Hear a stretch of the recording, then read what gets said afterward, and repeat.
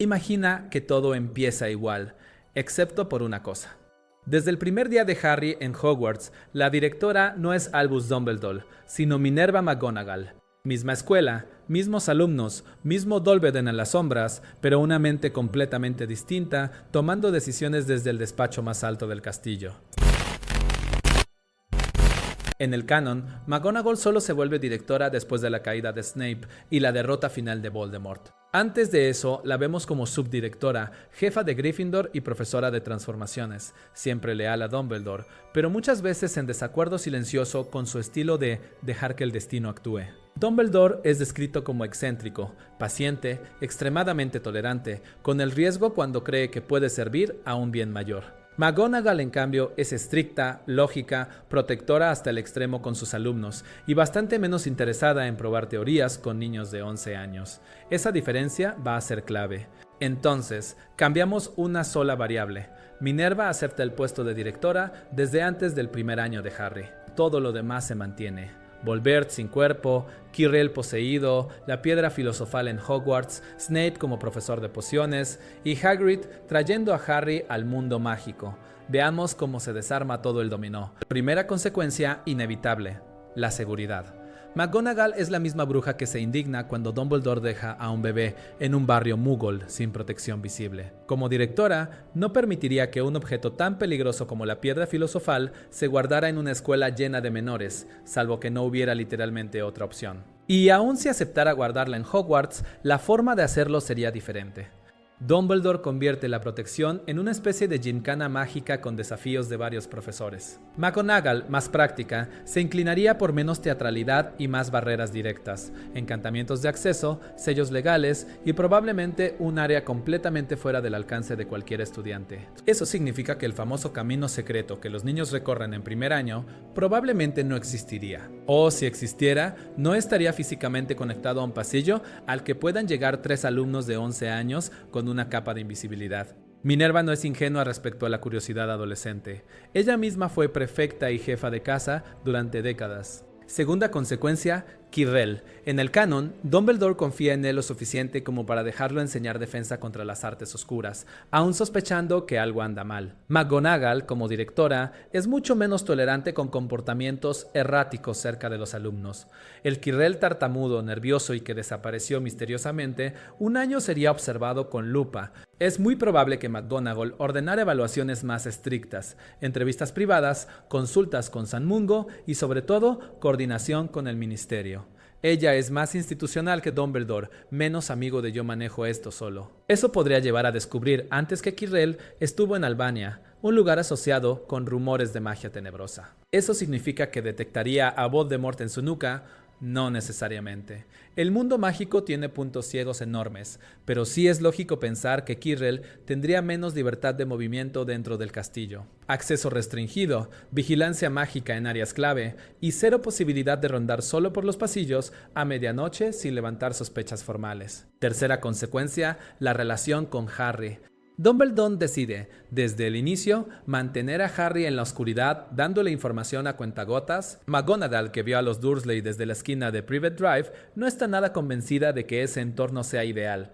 Como directora, tendría más autoridad para cuestionar directamente cómo se trata a Harry fuera del curso escolar.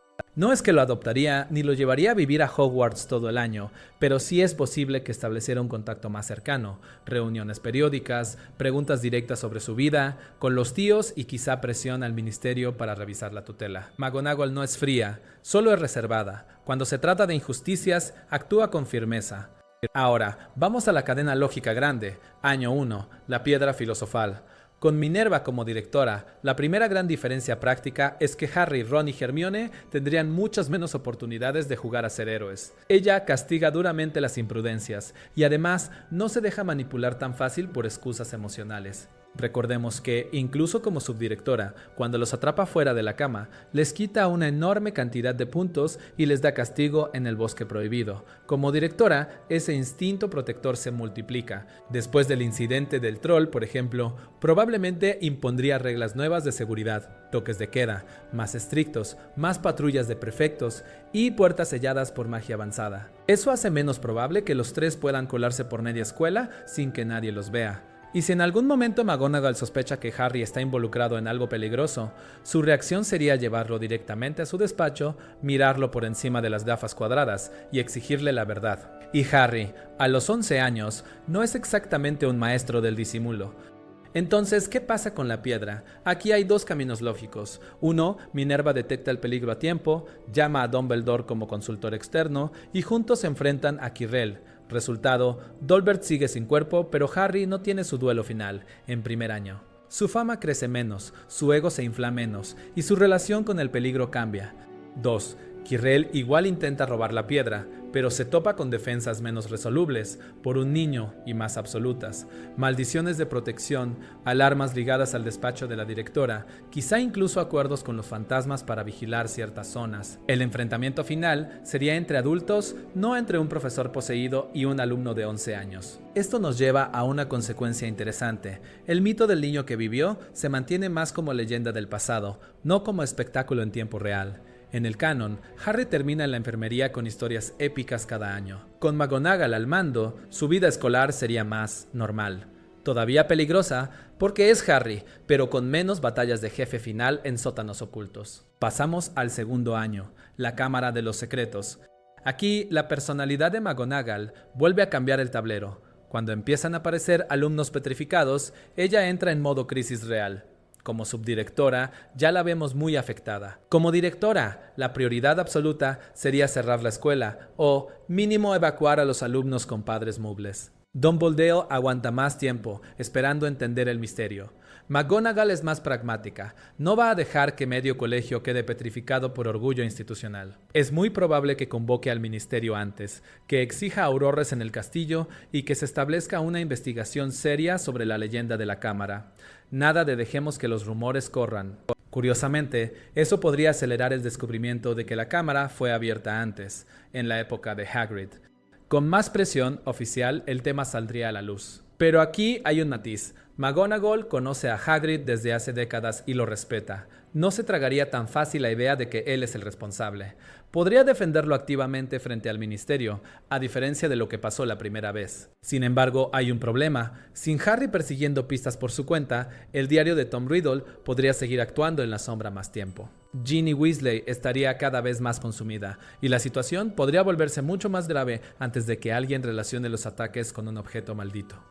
McGonagall no es especialista en horrocruxes, nadie lo es. Tercera gran consecuencia a largo plazo, la posición de Snape.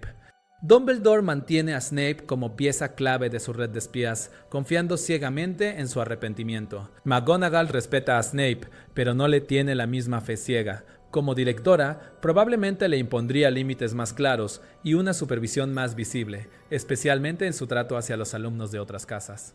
Eso cambiaría la dinámica de Harry con Snape. Menos abuso abierto en clase, más control institucional. Pero también significaría que Snape podría resentir más a la dirección. Su lealtad a Dumbledore está basada en una deuda emocional profunda. Con Minerva al mando, esa conexión no es igual.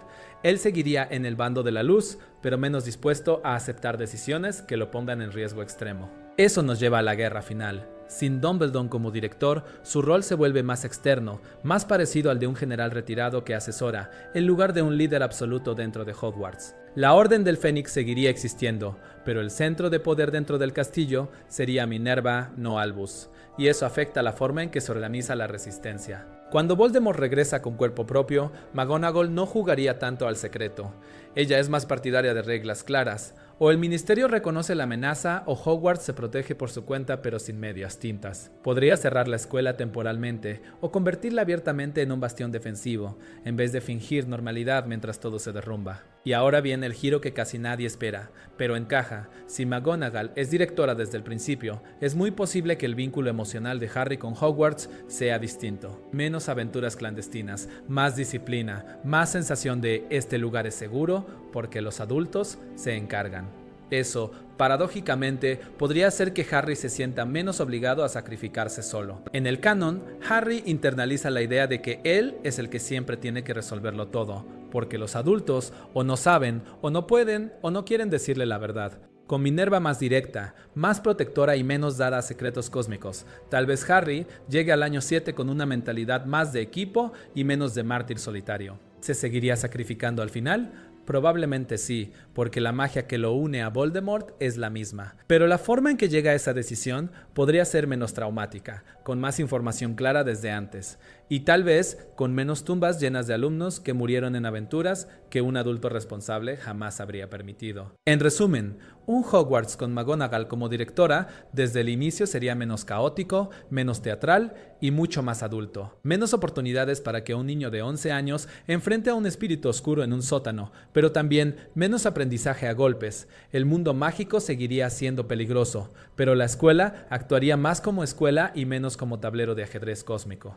Ahora te dejo con una pregunta. Si McGonagall hubiera controlado Hogwarts desde el principio, ¿el sistema de puntos de las casas habría sido más justo o ella también lo habría usado como herramienta para manipular el comportamiento de los alumnos? Porque justo de eso hablamos en el siguiente video. El sistema de puntaje de las casas, justo o manipulable.